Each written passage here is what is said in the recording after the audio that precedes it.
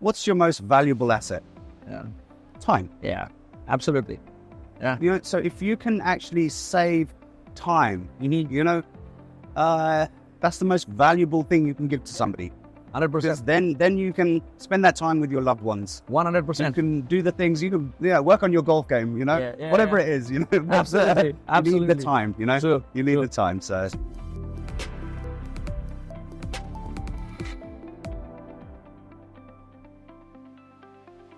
Guys, welcome back. Super excited to bring yet another interesting guest on my couch. I have a very dear friend, Vimal, who joins us from London. And he is somebody who is telecom, blockchain, crypto, cutting-edge technologies, and all of that. Vimal, thank you so much for joining me. Well, thank you for having me. How is ITW treating you, and how is DC treating you today? It's nice. It's nice to see some old faces. It's nice to see how the industry is progressing. Sure. And it's nice. Yeah, it's nice to see friends.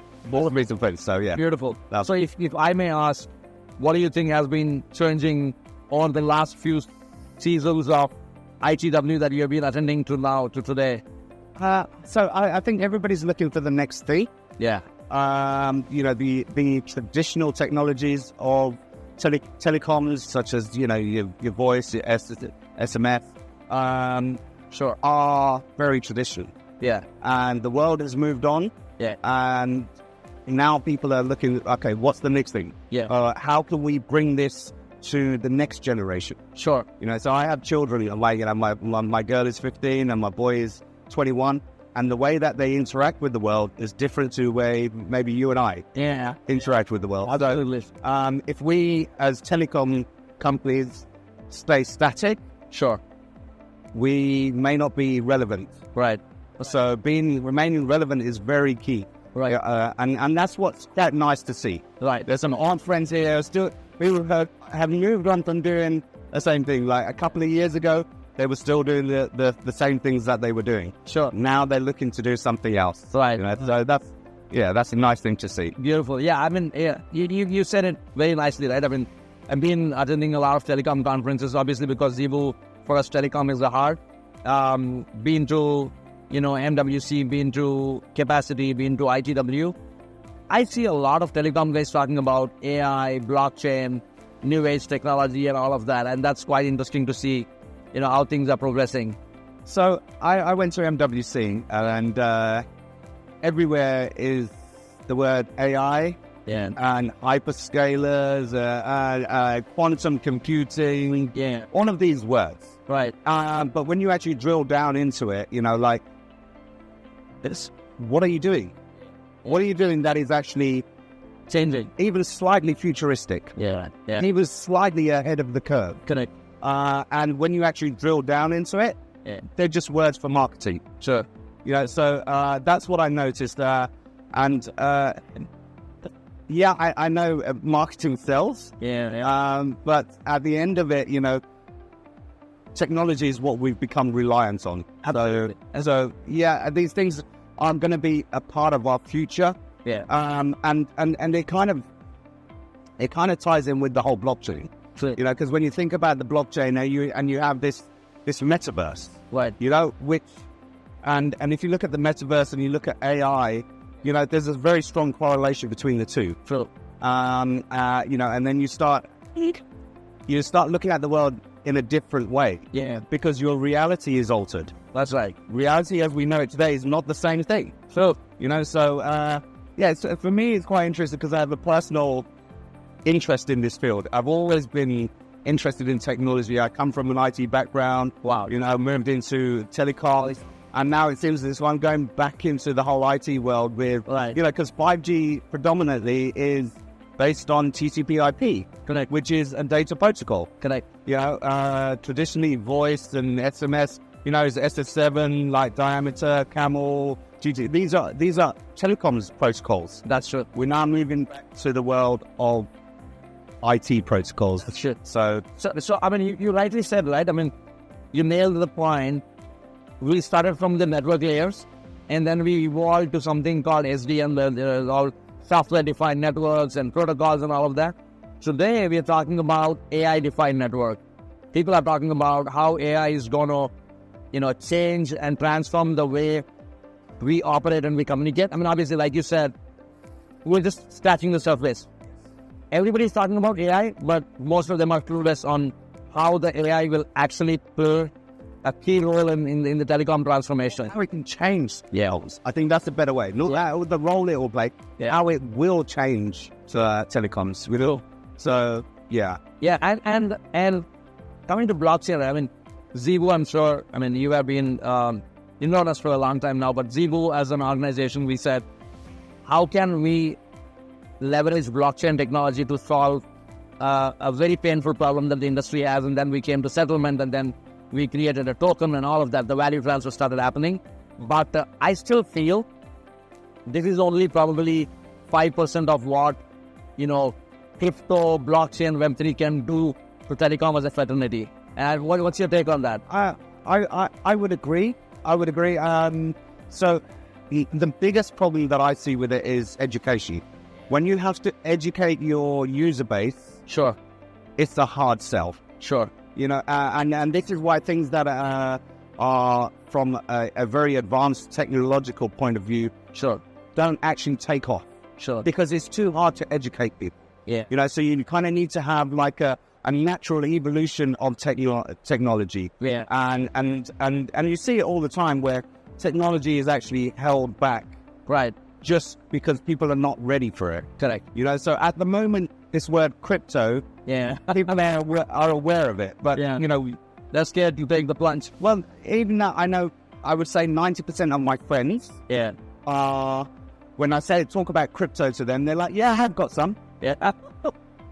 And I'm sorry, they don't know anything about it. All they've done is because they're in a fortunate position to be able to invest some money into a crypto token, so whether that's Bitcoin or, any other altcoin, they've just put some money in. Yeah. And they close their eyes and pray that hopefully one day it'll go up.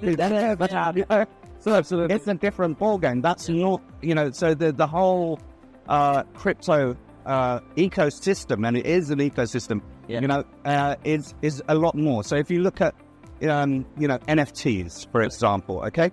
Yeah. That is a binding contract. So that's stored on the blockchain. Yeah. Now, if you can't think of a value proposition for that technology, then the problem lies with you, not the NFT. Yeah, exactly.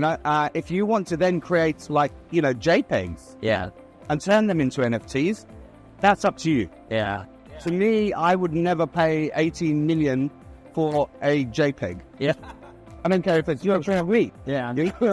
Or a picture of my kids. You find that more valuable to me than a picture of my kids. Amen. I wouldn't pay 18 million for it. 100%. But if you have like that technology and you have it as like a contract, sure, there's value in that. Yeah. So I think it's with anything to do with technology, it's how you apply it. Sure. Do you have the vision to be able to apply it into something? So you've taken a part of the whole crypto ecosystem, let's call it. Absolutely. And you've created a product. Sure. Yeah. By using that technology. Yeah. So that's where I think there is a lot more that Telecom is going to do. Sure. In that space. Yeah. And just to add to that, right? I mean, we've been very fortunate when we looked at this problem of settlement. I'm just trying to draw parallels between the Web 2 and Web 3 world. If I were a Web 2 technology company, a pure technology, non-blockchain, non-crypto, we would probably scale, very slow and steady, right? I mean, we launched last year in the ITW here. We were like 0 customers, 0, transactions. Fast forward 1 year, we are 400 plus customers, 2 billion in transactions, and our market cap is already over $1 billion. We're already a unicorn.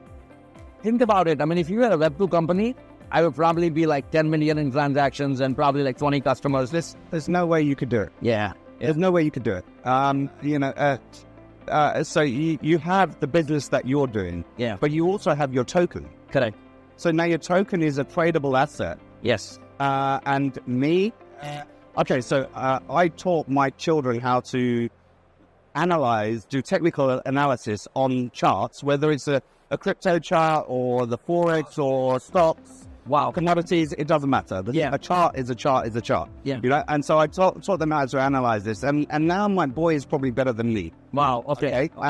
But if you look at the Zebu token, okay, it might be coming down today, but the general trend of the token is upward. Is upward, yeah.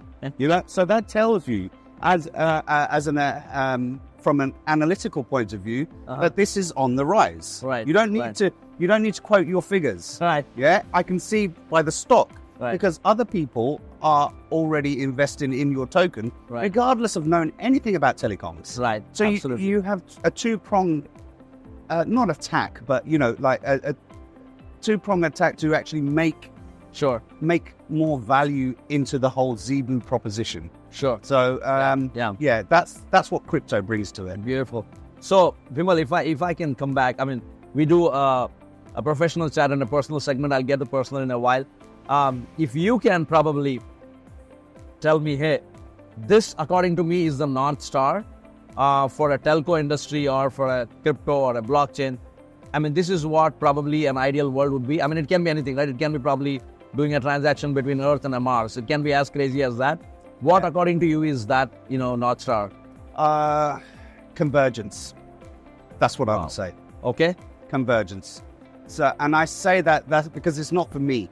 This North Star or this utopia is not for me. I'm not a spring chicken. Yeah. But when I look at these North Star, I think of my children and how they're going to live. Sure. Yeah. And it's funny you said of the North Star, because you could have said utopia or the ideal, but you chose the words North Star. Yeah. And my boy's name is Drew.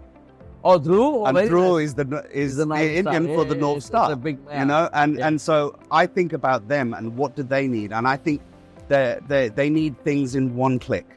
Sure. They need convergence. They need these things to come together. They don't really care whether it's an IT company or a telecoms company. Sure. Come, bring it together. I want one button. Yeah. Yeah. And so my North Star would be I love it. I convergence. love what you said, because, I mean, if you see the whole evolution of technology, if I had to do a transaction, probably I had to toggle between 6-7 screens, enter my password here, do my beneficiary transfer here. Now it's click of a button. So, I mean, you nailed it. It's all about convergence. It's all about ease. It's all about how can I make the whole world accessible on this tiny device. And if you think about it, even with us, what's your most valuable asset? Yeah. Time. Yeah. Absolutely. Yeah. So if you can actually save time, that's the most valuable thing you can give to somebody. 100%. Because then you can spend that time with your loved ones. 100%. You can do the things, you can work on your golf game, whatever it is, Absolutely. You need the time, True. You need the time. So Vimal, now we get into the personal segment. I'm going to, ask you some questions. So what are the 3 things that you think you would love to do on a weekend or when you're off work? It can be 3 craziest passions that you haven't, what you're doing or what you aspire to do. So I try to do these things. Mm-hmm. So I've been in this world for a number of years now, and if you'd asked me this question 10 years ago, 20 years ago, the answers would have been different. Now, I'm quite important now. Yeah. So I spend quite a lot of time on myself. Beautiful. So I'm a 3rd degree Reiki master. And so I heal people. Beautiful. And I start with healing me. Amazing. I've moved from the city and now I live in the countryside. So I live in a beautiful village called Woburn in England. Yeah. And I'm surrounded by wild deer every day of my life. When I walk my dog, this is what I see. Wow. And coming from a technology-based industry mindset job, Sure. to then balance it off with this natural environment, Right. to me, is priceless. Beautiful. And so, working on me, I think is, working on me, connecting with myself, with nature, and having this balance in life is very key to me. And then, making other people happy. I love that. Making other people happy. I love that. The more you give, the more you get back. Absolutely. So, give without expectation. And the leave the rest to the universe. Beautiful. Leading a life of purpose. Exactly. Yeah. We can all help people. And whether that's by introducing a new piece of technology or making use of a piece of technology, Sure. or like actually giving somebody some food or money to take them out of a particular situation. Sure. Even giving somebody a hug. Yeah. There's so many things you don't know what that person is going through. Absolutely. And each one of us has the ability to be able to Connect and pick help. somebody up. Yeah, connect with somebody, pick them up, and make them think that there is a purpose in my own life. Beautiful. So, Beautiful. in a nutshell, I'm surprised because a leader like you, a veteran like you, less of the saying this- veteran, less of the veteran. Okay. but honestly, a thought leader like you saying this, because I'll tell you the challenge today with this whole social media catching up, the whole FOMO created by our friends of Meta and Instagram and everybody. Everybody wants to go after the glamorous life. Hey, you know what? I want to be the CEO of XYZ company. I want to make XYZ millions. We have got the whole yardstick of measuring success wrong. Yes. And it's very important that, people like yourself who have accomplished, come back and tell the message that, hey, life is not all about, your bank balance and what you're making, but it's beyond. It's about how can I add value to people's life? How can I help? If you do something that you're good at, Yeah. if you do something you enjoy, the money will come. Absolutely. If you chase Very well money, said. money will always move faster than you. Very well said. So, and these are very important lessons that I teach my children. Sure. My nieces, my nephews. Sure. Because everybody wants money. Sure. Because this is the world that has been painted around us. Absolutely. But that's not going to make you happy. Right. And there are facts around that as well.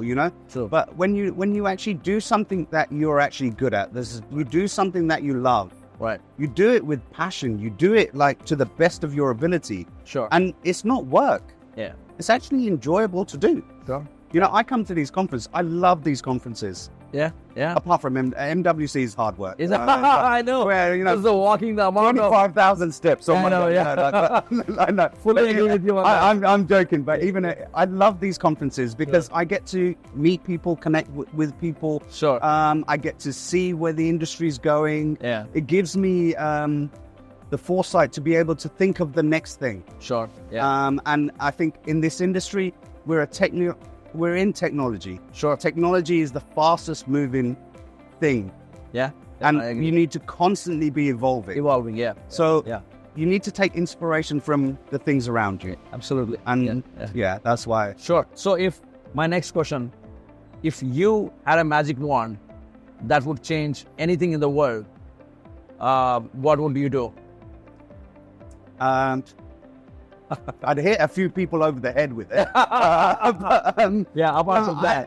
I think I'm